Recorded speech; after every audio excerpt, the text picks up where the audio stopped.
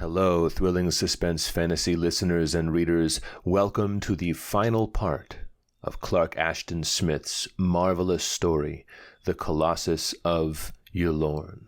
This is part 8. Make sure you've seen the first 7. The Colossus of Ylourgne, part 8, The Laying of the Colossus.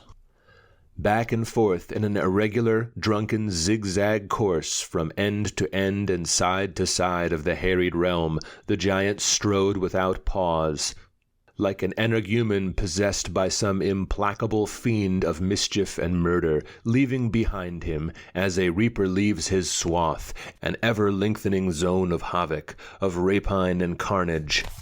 And when the sun, blackened by the smoke of burning villages, had set luridly beyond the forest, men still saw him moving in the dusk, and heard still the portentous rumbling of his mad, stormy cachinnation.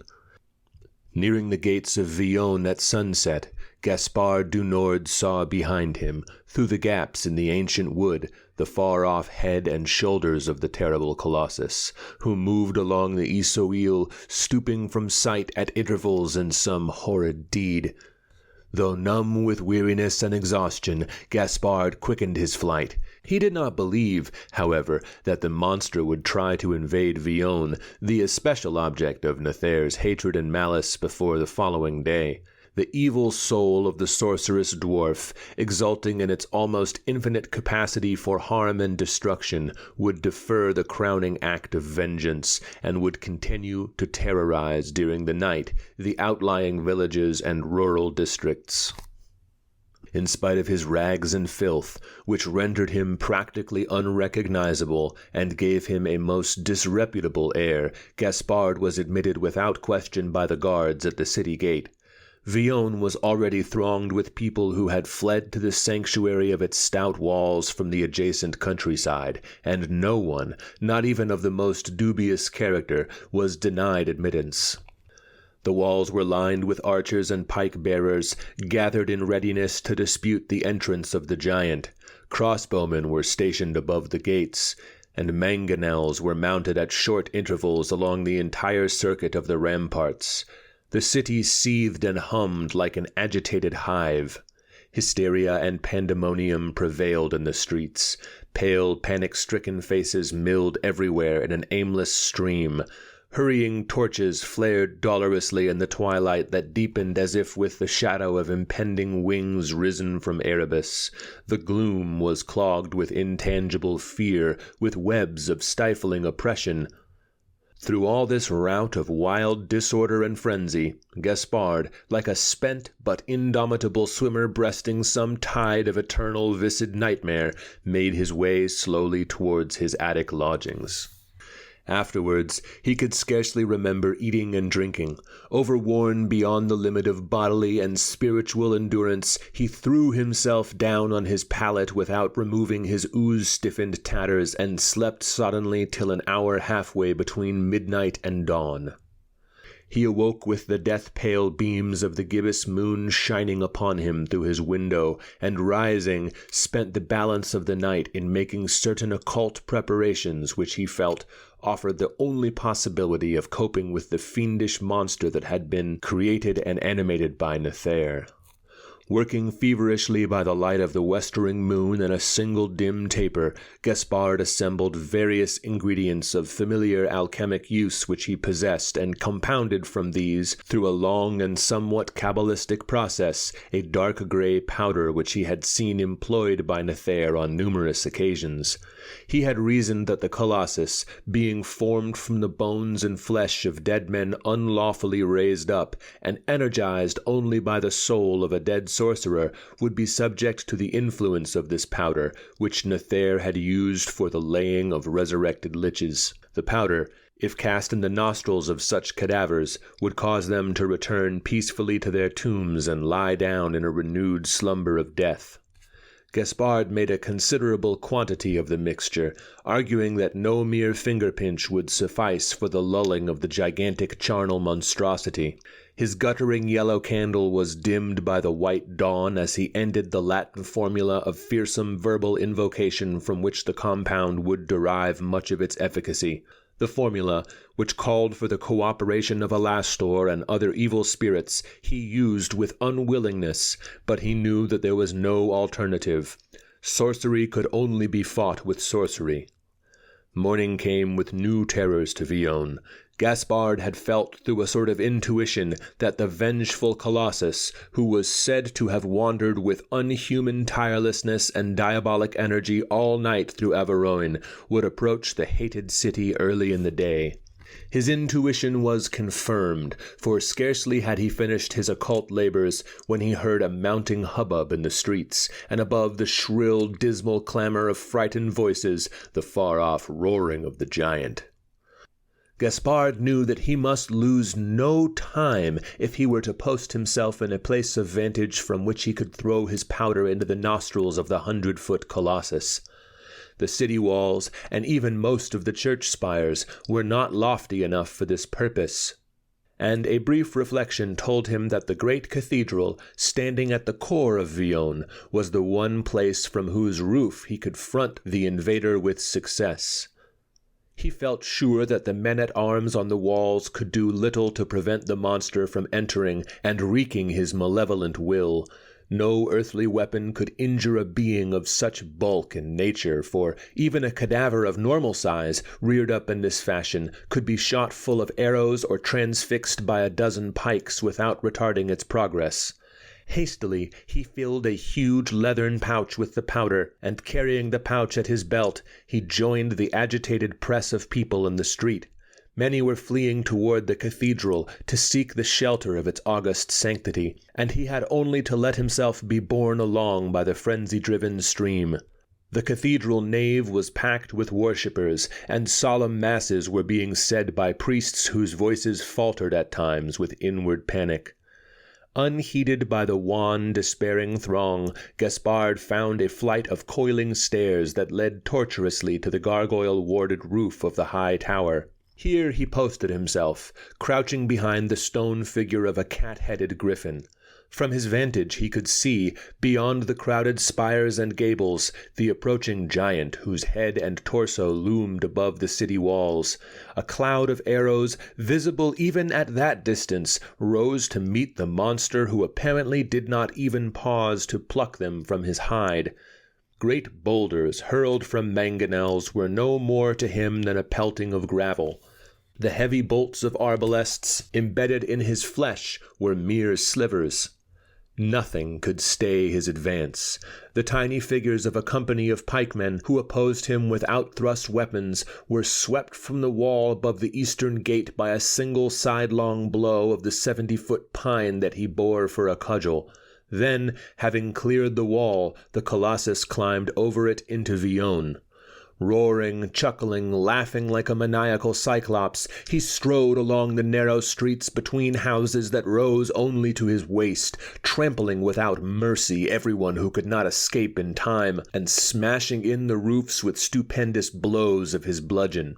With a push of his left hand he broke off the protruding gables and overturned the church steeples with their bells clanging in dolorous alarm as they went down. A woeful shrieking and wailing of hysteria-laden voices accompanied his passing. Straight toward the cathedral he came, as Gaspard had calculated, feeling that the high edifice would be made the special butt of his malevolence. The streets were now emptied of people, but, as if to hunt them out and crush them in their hiding places, the giant thrust his cudgel like a battering ram through walls and windows and roofs as he went by. The ruin and havoc that he left were indescribable. Soon he loomed opposite the cathedral tower on which Gaspard waited behind the gargoyle. His head was level with the tower, and his eyes flamed like wells of burning brimstone as he drew near. His lips were parted over stalactitic fangs in a hateful snarl, and he cried out in a voice like the rumbling of articulate thunder, Ho, ye puling priests and devotees of a powerless god, come forth and bow to Nether, the master, before he sweeps you into limbo." It was then that Gaspard, with a hardihood beyond comparison, rose from his hiding place and stood in full view of the raging Colossus. "Draw nearer, Nether, if indeed it be you, foul robber of tombs and charnels," he taunted. "Come close, for I would hold speech with you." A monstrous look of astonishment dimmed the diabolic rage on the colossal features. Peering at Gaspard as if in doubt or incredulity, the giant lowered his lifted cudgel and stepped close to the tower till his face was only a few feet from the intrepid student. Then, when he had apparently convinced himself of Gaspard's identity, the look of maniacal wrath returned, flooding his eyes with Tartarian fire and twisting his lineaments into a mask of Apollyon-like malignity. His left arm came up in a prodigious arc with twitching fingers that poised horribly above the head of the youth, casting upon him a vulture-black shadow in the fully risen sun. Gaspard saw the white, startled faces of the necromancer's pupils peering over his shoulder from their plank-built basket. "Is that you, Gaspard, my recreant pupil?" the Colossus roared stormily. "I thought you were rotting in the oubliette beneath Ylourgne, and now I find you perched atop this accursed cathedral which I am about to demolish. You had been far wiser to remain where I left you, my good Gaspard." His breath, as he spoke, blew like a charnel-polluted gale on the student. His vast fingers, with blackened nails like shovel blades, hovered in ogreish menace. Gaspard had furtively loosened his leathern pouch that hung at his belt, and untied its mouth. Now, as the twitching fingers descended toward him, he emptied the contents of the pouch in the giant's face, and the fine powder, mounting in a dark gray cloud, obscured the snarling lips and palpitating nostrils from his view. Anxiously he watched the effect, fearing that the powder might be useless after all against the superior arts and satanical resources of Nether, but miraculously, as it seemed, the evil lambents died in the pit-deep eyes as the monster inhaled the flying cloud. His lifted hand, narrowly missing the crouching youth in its sweep, fell lifelessly at his side. The anger was erased from the mighty contorted mask as if from the face of a dead man.